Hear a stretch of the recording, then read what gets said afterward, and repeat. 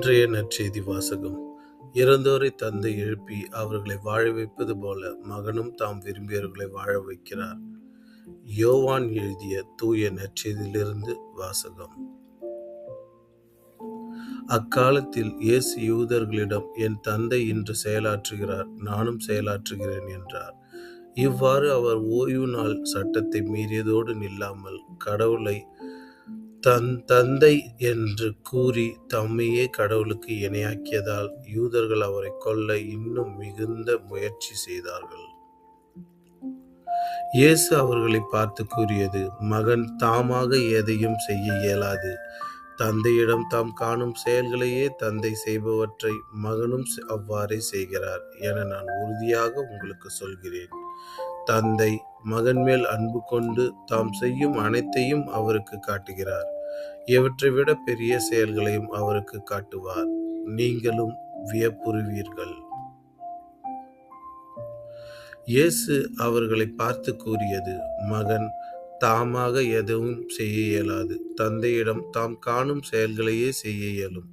தந்தை செய்பவற்றை மகனும் அவ்வாறே செய்கிறார் என நான் உறுதியாக உங்களுக்கு சொல்கிறேன். தந்தை மகன் மேல் அன்பு கொண்டு தாம் செய்யும் அனைத்தையும் அவருக்கு காட்டுகிறார். இவற்றை விட பெரிய செயல்களையும் அவருக்கு காட்டுவார். நீங்களும் வியப்புறுவீர்கள். தந்தை இறந்தோரை எழுப்பி அவர்களை வாழ வைப்பது போல மகனும் தாம் விரும்பியவர்களை வாழ வைக்கிறார். தந்தை யாருக்கும் தீர்ப்பு அளிப்பதில்லை. தமக்கு எல்லாரும் மதிப்பு கொடுப்பது போல மகனுக்கும் மதிப்பு கொடுக்க வேண்டும் என தீர்ப்பு அளிக்கும் அதிகாரம் முழுவதையும் அவர் மகனுக்கு அளித்துள்ளார்.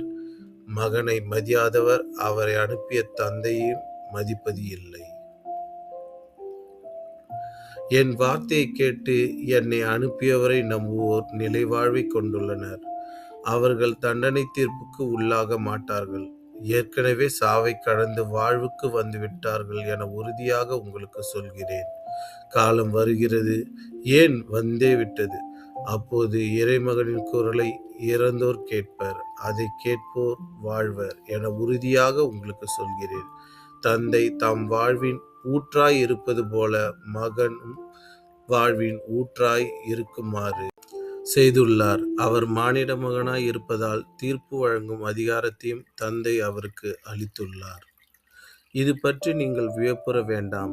காலம் வருகிறது, அப்போது கல்லறைகளில் உள்ளோர் அனைவரும் அவரது குரலை கேட்டு வெளியே வருவர். நல்லென செய்தோர் வாழ்வு பெற உயிர்த்தெழுவர். தீயென செய்தோர் தண்டனை தீர்ப்பு பெற உயிர்த்தெழுவர். நானாக எதுவும் செய்ய இயலாது. தந்தை சொற்படியே நான் தீர்ப்பிடுகிறேன். நான் அளிக்கும் தீர்ப்பு நீதியானது, ஏனெனில் என் விருப்பத்தை நாடாமல் என்னை அனுப்பியவரின் விருப்பத்தையே நாடுகிறேன். இது ஆண்டவரின் அருள்வாக்கு. இறைவா உமக்கு நன்றி. Praise the Lord.